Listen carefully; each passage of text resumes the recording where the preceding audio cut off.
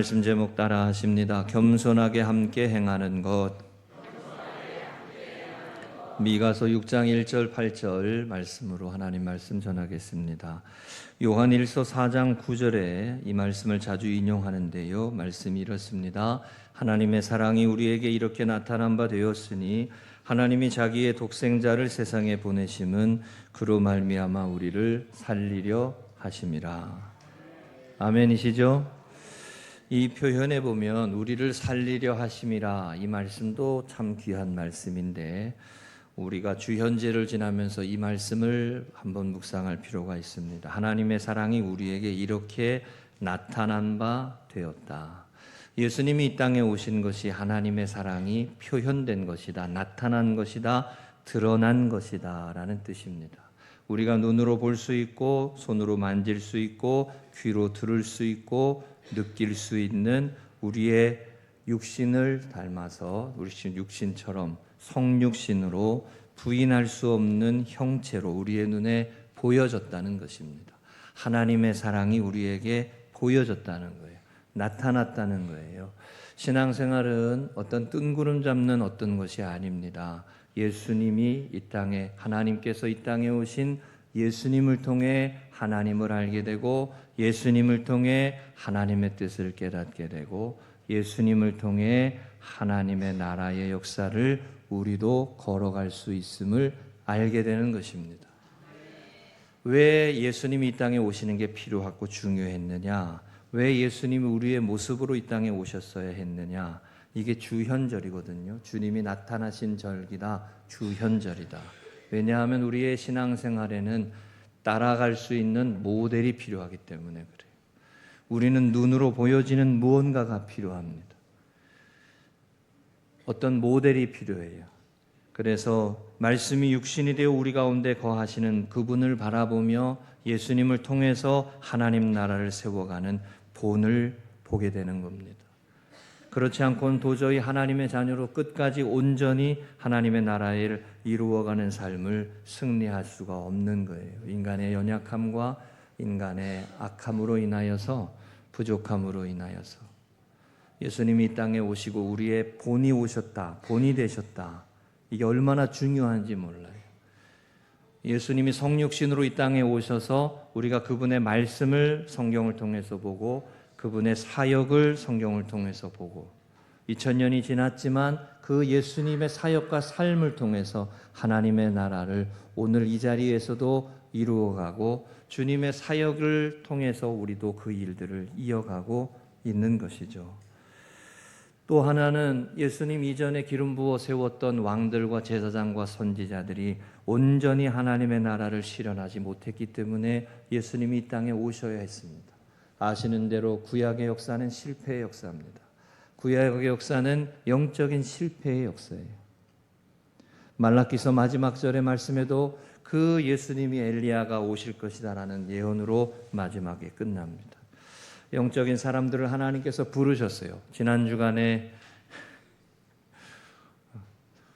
성지 전사님, 주원아 왔다 갔다 하지 말고 저기 같이 올라가서 있어. 같이 올라가서. 성지 전사님 주원이 좀 같이 좀 해줘요. 어디까지 했는지 잊어버렸네. 구약의 역사가 실패의 역사라 그랬어요. 자, 구약의 하나님께서 구약의 이스라엘 백성들을, 이스라엘의 역사를 하나님께서 아브라함의 후손을 부르셔서 하나님의 사람과 하나님의 자녀로 택하셨잖아요. 우리가 지난 주간에 나를 따르라 예수님이 제자를 부르셨던 것처럼 하나님께서도 아브라함을 부르셨어요. 그 부르심에 응답해서 믿음으로 살아가게 하셨어요. 그런데 그렇게 해서 나라를 이루고 복의 근원이 되게 하고 큰 나라를 이루고 그 후손들을 복되게 하시겠다고, 땅을 차지하겠다고, 복의 근원이 되겠다고 하셨어요. 그런데 이스라엘의 역사는 영적인 추락의 역사로 끝납니다. 이것이 사람의 연약함이고 사람의 한계인 거예요. 성령을 기름 붓듯 부어주셔서 때를 따라 하나님께서 은혜도 주셔서 하나님의 사람으로 세웠지만 결국은 영이 끌어가는 삶을 사는 게 아니라 육이 끌어가는 삶을 살게 되더라는 거예요. 여러분 신앙생활을 이 부분을 아셔야 돼요. 육이 끌고 가는 삶이 아니고 하나님의 영이 녹아있는 말씀이 끌고 가는 삶을 사셔야 하나님을 영화롭게 합니다. 할렐루야. 그래야 세상을 이기는 그리스도인이 될 수 있고 하나님의 약속의 땅을 차지하는 축복을 누리는 삶이 되는 거예요. 그런데 우리는 언뜻 육이 끌고 가는 인생으로 끝날 때가 많단 말이죠. 그래서 예수님이 오셔야 했던 거예요. 하나님의 아들 예수 그리스도가 이 땅에 오셔서 가장 온전하고 가장 완벽하게 제물이 되시고 속죄의 양이 되시고 구속의 길이 되셨어요. 그래서 누구든지 그분을, 예수님을 믿는 자마다 구원을 얻으리라. 그 은혜를 우리에게 주신 것이죠. 예수님의 이름을 믿는 자. 여기에서 예수님이 본이 된다는 거고 길이 된다는 거예요. 그러니까 주현절의 의미 가운데 중요한 건 예수님을 따라간다는 거예요. 예수님을 닮아간다는 거예요. 예수님을 쫓아서 신앙생활 해야 한다는 거예요. 그래서 히브리서 12장 2절의 말씀이 중요합니다. 히브리서 12장 2절 다 같이 우리가 주현절에 꼭 읽게 되는 말씀이에요. 다 같이 읽겠습니다. 시작. 믿음의 주요 또 온전케 하시는 이인 예수를 바라보자. 그는 그 앞에 있는 기쁨을 위하여 십자가를 참으사 부끄러움을 개의치 아니하시더니 하나님의 보좌 우편에 앉으셨느니라. 아멘. 누구를 바라보자? 예수님을 바라보자. 그분이 누구라고? 믿음의 주가 되신다 그랬어요. 우리가 믿음으로 살아가는 길이 본이 되신다는 거예요. 예수님을 바라보는 사람은 승리할 수 있어요. 사람을 바라보는 사람은 실망할 수밖에 없어요. 사람을 바라보는 사람은 시험에 들 수밖에 없어요. 그러나 눈을 들어 주님을 봐야 돼요. 교회에 와서 사람만 보시면 안 돼. 교회에 와서 사람만 보시면 안 돼. 하나님을 봐야 돼. 주님을 봐야 돼. 믿음의 주요 온전케 하시는 예수 그리스도를 바라보자. 이 바라봄의 영성이에요. 바라봄의 영성. 예수님을 바라보는 거예요. 사람 때문에 낙심하지 말고 주님을 봐야 합니다. 시험과 환경으로 시험과 환경 때문에 신앙생활을 멈추지 말아야 돼요. 주님을 바라보며 이겨가야 돼요. 신앙생활 오래 하시다 보면 이런 일 조건들이 많습니다. 별꼴이 반쪽이요. 무슨 희한한 일들 많이 일어나요. 나는 제가 또 말씀드리지만 교회는 다 거룩하신 분들만 오시는 줄 알았어. 난 그런 줄 알았어요. 어릴 때. 난 그런 줄 알았어요. 다 좋은 분들만 있는 줄 알았어요. 그런데 교회에도 육체의 종노릇 하는 분이 있고 세상의 종노릇 하는 분이 있고 아직 영거러지지 못하고 성숙하지 못해서 사람을 아프게 하는 사람들의 모습들도 여전히 있더라고요. 그래도 세상보다는 낫겠지만 그러나 여전히 교회도 그런 모습이 있는 거죠. 그래서 주현절 주님을 따라간다. 주님을 바라봐야 된다. 주님을 닮아가야 된다. 여러분 보세요. 신앙생활의 목표는 이거가 돼야 되는 거예요. 주님을 따라가는 것, 주님을 닮아가는 것, 주님을 쫓아가는 것. 나를 따라오라 세상에 사람을 낚는 어부가 되게 하리라고 할 때 여러분 사람을 낚는 어부가 먼저 되기고 싶잖아요. 아니에요. 주님을 따라가는 게 먼저예요. 주님을 바라보는 게 먼저예요. 우리의 신앙생활에서 주님을 따라가는 이 일에서 예수님을 바라보며 너무 실망할 필요도 없고 너무 자만할 필요도 없어요. 사람을 바라보며 우리는 실망하게 되거든요. 너무 실망할 필요 없어요. 눈을 들고 주님을 봐야 돼요. 그런데 어떤 분들 중에는 신앙생활 조금 잘한다고 자만하는 분들이 있어요. 교만한 분들이 있습니다. 함부로 행하는 분들이 있습니다. 그것도 하나님 앞에 바르지 못해요. 왜요? 언제 무너질지 모르는 게 인생이요. 맞아요, 틀려요? 영적으로 언제 무너질지 모르는 게 인생이요. 신앙생활 평생 잘하더라고도 마지막에 엎어버리는 분 있어요, 없어요? 많이 봤어. 여러분 그게 우리 인생의 모습이에요. 겸손하게 주님을 따르는 것으로 그게 중요해요. 겸손하게 주님을 따라가는 것. 2026년 겸손하게 주님을 바라보고 주님을 따라가고 주님을 닮아가고 주님께서 우리 가운데 보여주신 길을 따라가며 믿음으로 승리하시기를 축복합니다. 그래서 사도 바울은 표대를 향하여 그리스도 예수 안에서 하나님이 위에서 부르신 부르심의 상을 위하여 달려가노라 그랬습니다. 여전히 달려간다는 거예요. 끝까지 달려간다는 거예요. 끝까지 수고한다는 거예요. 끝까지 하나님의 나라를 위하여 힘쓴다는 거예요. 여러분 보세요. 어느 정도 하고 나면 좀 쉬고 싶지 않아요? 어느 정도 했으면 쉬고 싶잖아요. 그게 우리의 모습이잖아요. 영적인 삶은 그 쉼이 오래되면 육체의 종이 되기가 쉬워요. 여러분 이거 아셔야 돼요. 그렇게 영적인 사람이 간단하지가 않아요. 다시 믿음으로 도전해야 되고, 다시 은혜를 구해야 되고, 다시 말씀으로 살아야 되고, 다시 겸손히 회개해야 되고, 다시 성령으로 충만하도록 구해야 돼요. 아멘이세요? 사도 바울은 그거를 말했어요. 표대를 향하여 이전 것은 잊어버리고, 내가 이제까지 신앙생활 잘 했다고 잊어버리고 다시 하나님 앞에 주님을 바라보며 하나님의 나라를 구하고 은혜를 구하고 믿음으로 우리 교회 학교가 이따 찬양할 거예요. 믿음으로 너무 실망할 것도 없고 너무 자만할 것도 없어요. 겸손히 주님을 따라가야 돼요. 올 한 해 이것이 믿음의 선한 싸움이라고 할 수 있어요. 이것이 겸손히 한번 따라 하십니다. 낙심하지도 말고 자만하지도 말고 겸손히 주님을 따라가자. 겸손히 주님을 바라보자. 할렐루야. 미가 선지자는 오늘 우리가 읽은 이 미가 선지자에는 북이스라엘과 남유다로 갈라졌던 분열왕국 시대에 특별히 북이스라엘의 아합과 이세벨이라고 하는 악독한 왕이 하나님의 심판과 징계로 그의 가문이 도말되고 난 후에 하나님께서 잠깐 번영의 시대를 주셨던 때가 있습니다. 저는 이 부분에서 이게 아합의 시대를 종말시켰던 하나님께서 주신 하나의 은혜라고 해석을 하는데,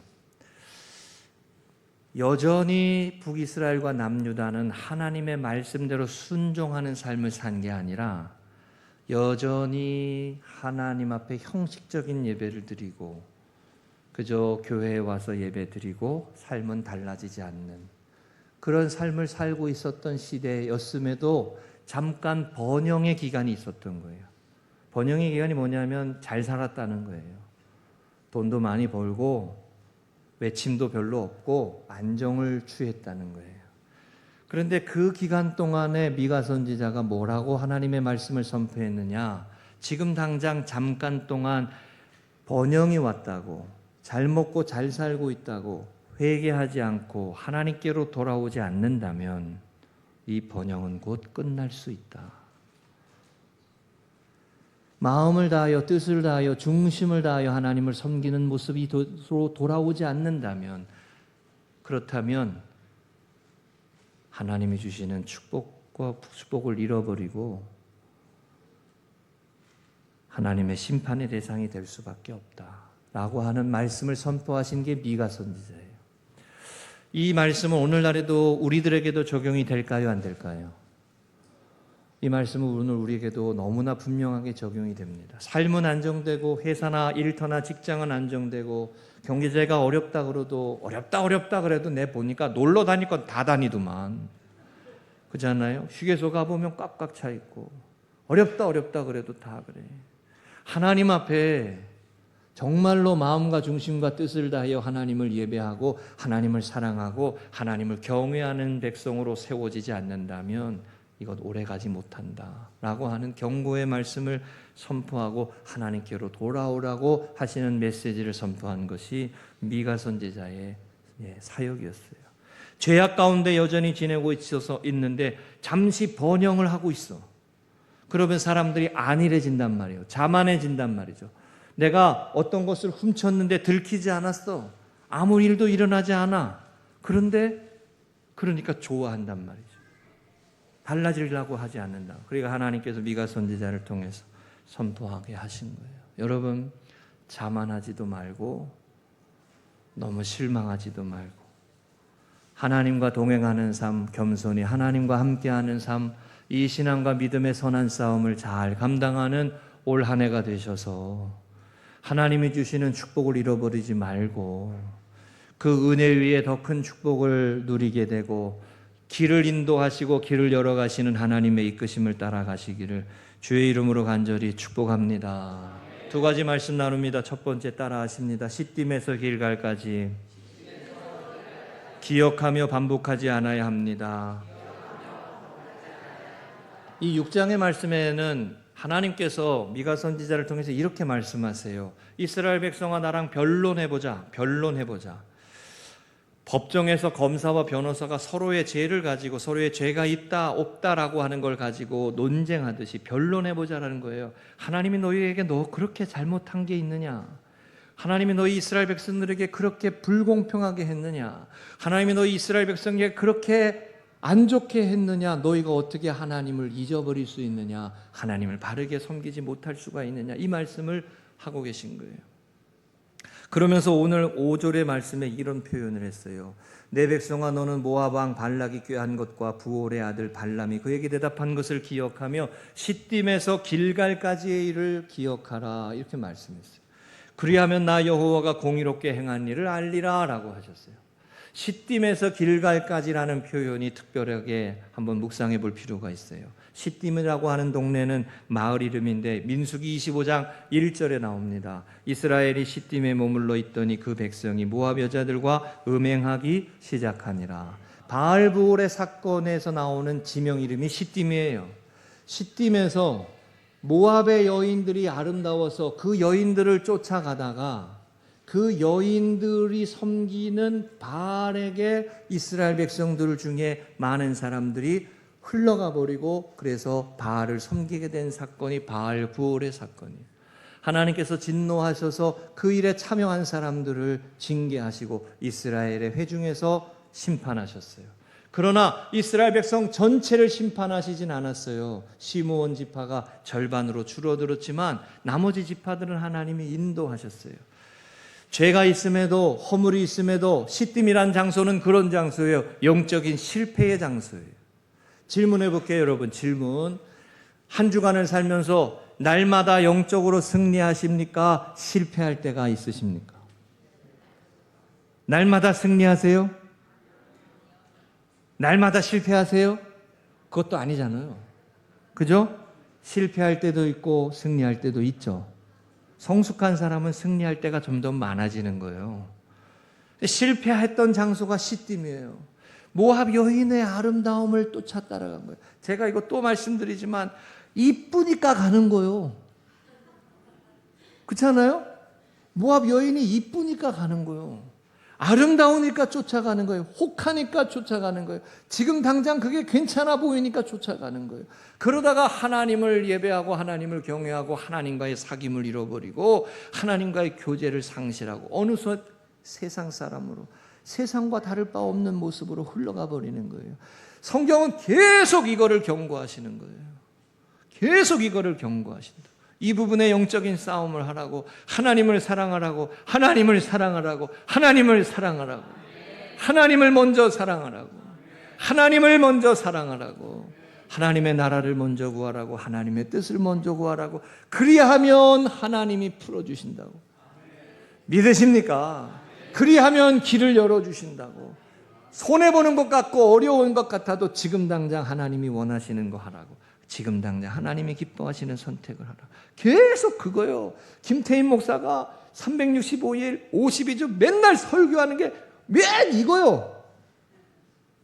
그렇지 않아요? 예? 맨날 이거예요. 어떤 면에서 보면. 그런데 이게 구약의 이스라엘의 모습이었단 말이에요. 이스라엘 백성. 시딤은 그런 장소였어요. 영적으로 실패한 장소였어요. 그럼에도 불구하고 하나님께서 시딤에서의 실패도 불구하고 이스라엘을 이끌고 가셨어요? 안 가셨어요? 가셨어요. 이게 은혜라는 겁니다. 우리가 실패하지만 하나님은 마치 멱살을 잡아 끌고 가듯이 우리를 승리하는 삶으로 인도해 가시는 거예요. 할렐루야.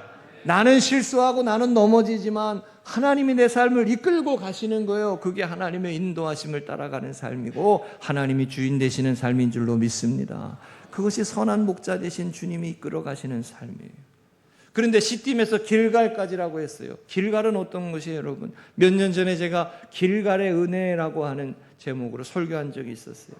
이게 여호수아 5장에 나오는 말씀입니다. 여호와께서 여호수아에게 이르시되 내가 오늘 애굽의 수치를 너희에게서 떠나가게 하였다 하셨으므로 그곳 이름을 오늘까지 길갈이라 하느니라.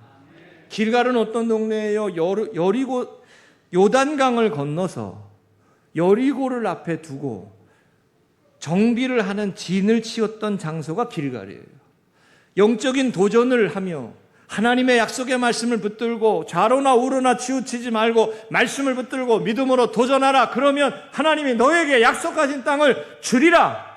그 말씀을 붙들고 준비하고 영적으로 준비해서 힘을 모아서 정비해서 할례도 받고 요단강을 건넌 은혜를 기업하고 저 큰 성읍 여리고를 넘어가게 하실 줄로 믿고 준비하고 믿음으로 도전한 땅이 길갈이요. 길갈은 승리의 장소였어요. 길갈은 영적으로 승리하며 하나님의 말씀을 붙들고 간 장소였단 말이에요. 그러니까 실패의 장소든 승리의 장소든 하나님이 이스라엘 백성을 인도하셨다는 거예요. 그래가지고 약속의 땅으로 이끌어 내셨다는 거예요. 너희는 이거를 기억하라 라고 말씀하시는 거예요. 그리고 난 이후에 뭐라고 말씀하셨냐? 하나님이 너희에게 정말 불공평하게 하셨냐? 하나님이 너희를 여기까지 이끌어 주시고 이스라엘 약속의 땅에 살게 하시고 그 후손들이 자손 이 땅에서 남과 북으로 갈라졌지만 그 땅에서 기업을 누리고 살아가게 하신 것 하나님의 은혜이지 않느냐라고 말씀하시는 거예요. 바꾸어 말하면 이거예요. 은혜를 기억하라. 은혜를 기억하라. 은혜를 기억하라. 그리하면 나 여호와가 공의롭게 행한 일을 알리라. 할렐루야. 시딤에서 길갈까지라는 게 이런 말씀입니다. 여러분, 저는 가끔 시편 95편 8절의 말씀을 묵상할 때가 있습니다. 몇 번 제가 인용을 했지만 너희는 무리바에서와 같이 또 광야의 마사에서와 같이 지냈던 날과 같이 너희 마음을 완악하게 하지 말지니라 그랬어요. 따라하십니다. 너희 마음을 완악하게 하지 말지니라. 이 말씀의 의미는 이런 거예요. 하나님의 말씀을 따라 믿음으로 순종하면서 나왔는데 마실 물이 있을 거라고 생각했던 동네에 물이 없어요. 그래서 마음이 완악해진 거예요. 무리바라고 하는 동네가 그래서 하나님이 계신가 안 계신가라고 의심했던 동네가 그것이 마실 물이라고 기대했는데 쓴 물이 왔다는 거예요. 그 마음이 완악해진 거예요. 딱딱해진 거예요. 여러분, 이건 이렇게 적용해 볼 수 있어요. 우리가 이 세상을 살면서 마음이 완악해지기가 쉬울까요? 마음이 부드러워지기가 쉬울까요? 여러분, 직장생활 해보세요. 꼭 이상한 놈, 정신 나간 놈 있어요, 없어요? 없어요? 많아요. 우리가 세상을 살면서 경험하는 것 중에 하나가 와, 어떻게 저렇게 하지? 어떻게 저렇게까지 하지? 이런 거를 보는 거예요. 나에게 원수처럼 대하고 나에게 악하게 대하는 사람을 나도 악하게 대해야지. 이게 완악해진 마음이에요. 이게 쓴뿌리로 사는 거예요. 하나님께서 시딤에서의 실패를 반복하지 말고 길갈의 은혜를 기억하라고 하시면 이 말씀을 하시는 것은 은혜로 살라는 거예요. 완악한 마음을 붙들지 말고 하나님의 인도하심을 신뢰하고 하나님의 길을 열어주심을 신뢰하고 하나님이 축복해 주실로 신뢰하고 구원해 주실 하나님을 바라보고 믿음의 주요 또 온전케 하시는 예수 그리스도를 바라보자. 그 믿음으로 주님을 바라보며 믿음의 걸음을 걸어가라는 거예요. 여러분, 올 한 해 이 길을 걸어가시기를 축복합니다. 이 시편 95편의 말씀에 11절에 보면 이런 말씀이 있어요. 완악해진 마음으로 살아가는 사람에게는 내 안식에 들어오지 못하리라. 이런 말씀이 있어요. 원수를 원수로 갚고 악을 악으로 갚는 사람에게는 안식이 없습니다. 평안이 없단 말입니다. 하나님이 주시는 하나님의 나라가 임할 수가 없다는 거예요. 이걸 히브리서 말씀에 히브리서 4장 7절 11절에도 이 부분을 인용하면서 똑같이 이런 말씀했어요. 우리가 저 안식에 들어가기를 힘쓸지니. 저 안식이 하나님 나라라고 말할 수 있어요. 하나님이 다스리시는 나라, 하나님이 주시는 평안, 하나님이 주시는 축복을 누리게 된다는 거예요. 여러분, 시딤에서의 실패를 반복하지 말고 길갈의 은혜를 선택하시기를 축복합니다. 마음이 완악해지고 심령이 곤고해지고 세상을 살며 피곤하고 연약하고 지치고 괴롭고 무거워질 때라도 믿음으로 말씀을 붙들고 은혜로 살고자 하면 하나님의 나라가 열리고 기도가 응답되고 길을 열어주시는 주님께서 앞서 행하시고 앞서 싸우시는 은혜를 경험하게 될 줄로 믿으시기 바랍니다. 이게 믿음의 선한 싸움이에요. 어느 길로 갈 거냐? 선택은 내가 하는 거예요. 마음이 완악한 길로 갈 거냐? 길갈의 은혜를 기억하며 영적인 도전의 길을 걸어갈 거냐? 은혜와 축복을 바라보며 믿음의 도전을 걸어갈 거냐? 선택은 내가 하는 거예요. 주님을 바라보며 믿음으로 선택을 하셔야 되는 거예요. 할렐루야! 그 삶에 여리고성을 함락하고 약속의 땅을 누리게 되는 축복의 삶이 열려지게 될 줄로 믿습니다.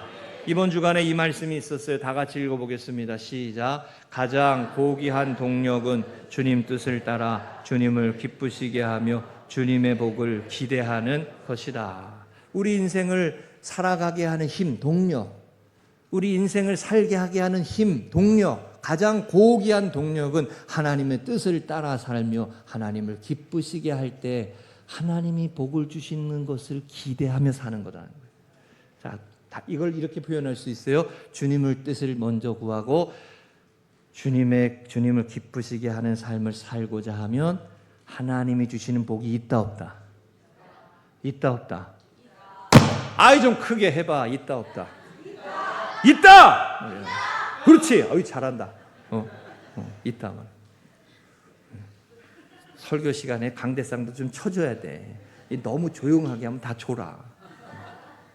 여러분, 올 한 해 길갈의 은혜를 기억하고 하나님의 은혜의 열매를 맺는 길로 가시기를 축복합니다. 두 번째 따라 하십니다. 겸손하게 함께 행하는 것. 주님과 동행하는 삶이 승리합니다. 당시의 이스라엘 백성들은 아까도 말씀드렸던 것처럼 여전히 죄 가운데 살고 여전히 어둠 가운데 은밀한 죄를 지으며 살면서 성전에 나와서는 제사를 드리고 예배를 드리고 있었어요. 이게 형식적인 예배죠.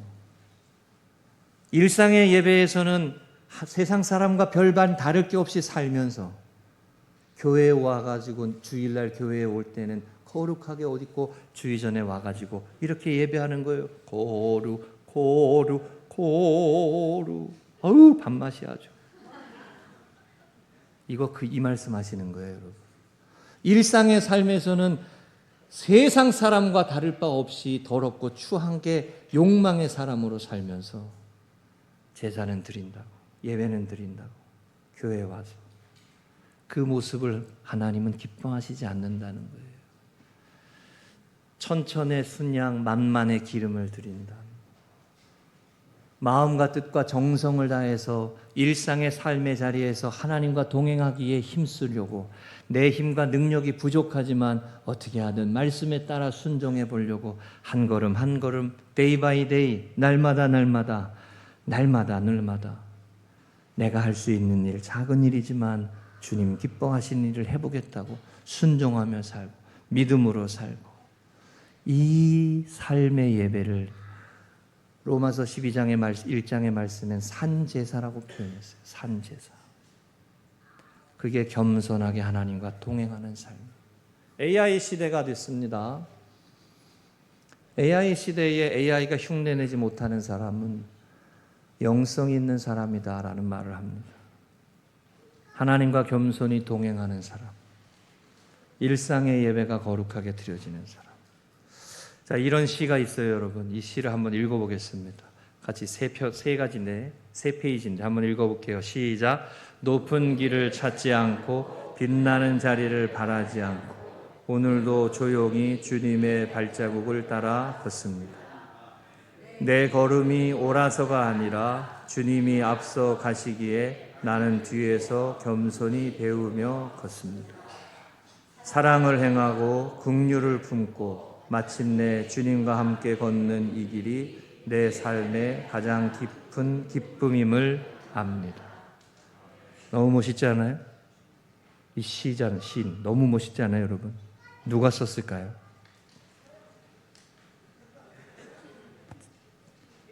지환이 이런 시를 쓸 수 있는 하나님의 사람이 되기를 축복합니다. 이 시를 누가 썼을까요? 제가 쓴 게 아니고 코파일럿이 썼어요. 인공지능. 제가 미가서 6장 8절을 가지고 겸손하게 하나님과 행하는 것 시를 지어봐라. 그랬더니 이렇게 썼어. 자, 제가 무슨 얘기 하려는 줄 아세요? 지식이 아니란 말입니다. 인공지능이 지식 다 흉내내요. 이 말씀대로 사는 사람이 영성 있는 사람. 그죠? 이제는 이 시도 다 써, AI가. AI, 내가 이런 시를 쓰는 사람이다. 이게 중요한 게 아니라 이 말씀대로 사는 게 중요한 거예요. 우리의 삶이 그런 삶이 되는 게 중요한 거예요. 겸손히 하나님과 동행하는 사람. 그러니까 설교 준비하기가 쉬워요. 어떻게 하다 보면 AI에 놓고 시편 써보라 그러면 돼. 너무 AI만 의존하지 않으니까 너무 의심하지 않으셔도 돼요. 겸손과 하나님과 행하는 건 형식이 아니란 말입니다. 형식. 외식이 아니란 말이에요. 외식. 내 일상의 삶의 자리에서 하나님과 동행하는 것, 하나님과 사귀며 사는 것, 하나님이 함께하는 삶을 살아가는 것. 하나님은 우리에게 그걸 바라신다는 거예요. 엄청난 거를 하나님 앞에 드렸다고, 엄청난 걸 공로를 드렸다고, 그거보다 일상에서 하나님과 동행하는 삶을 살고. 오늘도 제가 아침에 새벽기도 끝나고 저기 돌아오면서 마음에 풀려지지 않는 하나가 있어가지고 하늘을 보면서 또 기도했어요. 주여 완악해지지 않게 해주세요. 주여 마음이 완악해지지 않게 해주세요. 응? 화내지 않게 해주세요. 뭐 이렇게 기도해요. 뭐 목사는 별달로요? 목사도 사람이요. 목사도 사람이요. 자, 미가 선지자가 왜 이 말씀을 전해야 됐느냐 다시 생각해 보세요. 여러분, 일반적으로 한 50대가 되고 60대가 되면 삶이 안정기가 오지 않습니까? 3, 40대에 그렇게 애쓰고 노력해가지고 재정을 모으고 집도 사고 아이도 놓고 그러고 나면 어느 정도 잘 살게 된 거 아니에요? 그런데 여전히 죄 가운데 있고 여전히 하나님과 멀리 있으면 미가 선지자가 이 말씀을 전하는 거예요. 죄의 삭은 사망이다. 하나님과 동행하는 삶이 없으면 하나님이 주신 축복도 어리석은 부자와 같은 모습이 될 수밖에 없다. 아멘이세요? 여러분 열심히 살았잖아요. 30대, 40대 저 같은 경우에 부목사 하면서 말이죠. 아멘. 열심히 살았잖아요. 잘 살았잖아요. 제가 이렇게 보니까 손자를 낳는 분들은 인생 잘 산 거예요. 난 그렇게 생각해요. 그 성경적이에요. 하나님의 축복 중에 하나가 손자가 손자를, 자녀가 자녀를 낳는 거니까 인생을 잘 사신 거예요. 근데 미가 선지자는 거기다 대놓고 이렇게 말하는 거예요. 하나님과 겸손히 동행하는 삶이 있어야 하나님의 은혜가 흘러가고 그 축복이 지켜져 가고 그래야 하나님이 약속하시는 삶이 세워져 간다는 거예요. 여러분 자만하지 말고 안일하지 말고 겸손히 주님과 동행하실 수 있기를 축복합니다. 이게 얼마나 중요한지 몰라요. 여러분 우리 교회는 안 그런데 저기 다른 교회 얘기 들어보면요 얼마나 얼마나 교만한지 몰라.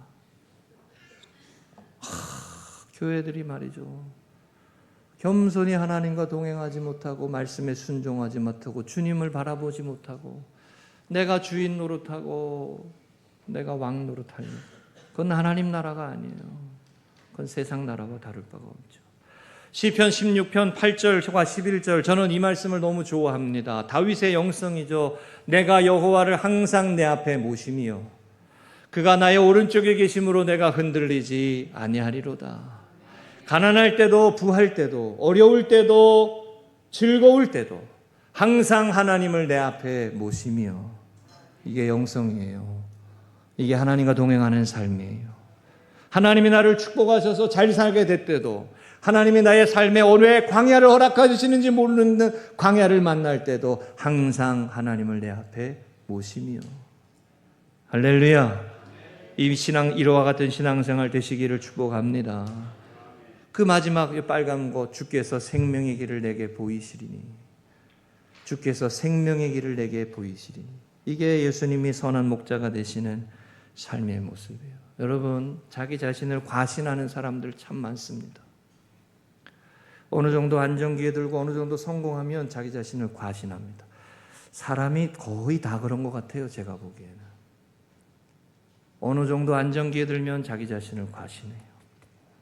겸손하셔야 됩니다. 끝까지 주님과 동행하셔야 됩니다. 끝까지 주님 은혜 안에 거하려고 해야 돼요. 끝까지 길갈까지 인도하신, 시딤에서 길갈까지 하나님의 은혜로 사는 인생임을 기억해야 돼요. 제가 이 구절을 한 번 더 읽겠습니다. 한 번 더. 우리 마음의 방향을, 시작. 우리의 마음의 방향을 경건한 쪽으로 바꾸면 거룩한 삶의 열매가 풍성히 맺힌다. 다시 말씀드려요. 완악한 마음으로 살아가는 열매는 세상에 쓴뿌리 열매를 맺겠지만, 길갈의 은혜를 기억하고 하나님의 이끄심을 신뢰하고 길을 여시는 하나님을 바라보고 주님을 바라보는 사람은 은혜의 열매를 맺고 복음의 열매를 맺고 거룩한 열매를 맺게 될 줄로 믿습니다.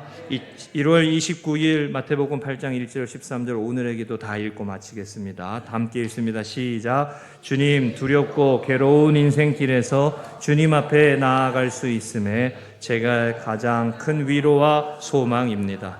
모두가 외면할지라도 저를 돌아보시며 상처를 어루만지시는 주님의 손길을 경험하게 하소서. 말씀에 대한 깊은 믿음으로 겸손히 가정과 교회의 회복을 위해 무릎 꿇게 하소서. 할렐루야. 아멘이시죠? 2026년 올 한 해 겸손히 주님과 동행하고 말씀의 이끄심을 따라 살아가고 은혜를 고백하고 표현하고 찬양하는 믿음의 발걸음으로 복음의 열매 거두어드리는 하나님의 사람으로 승리하시기를 주의 이름으로 축복합니다.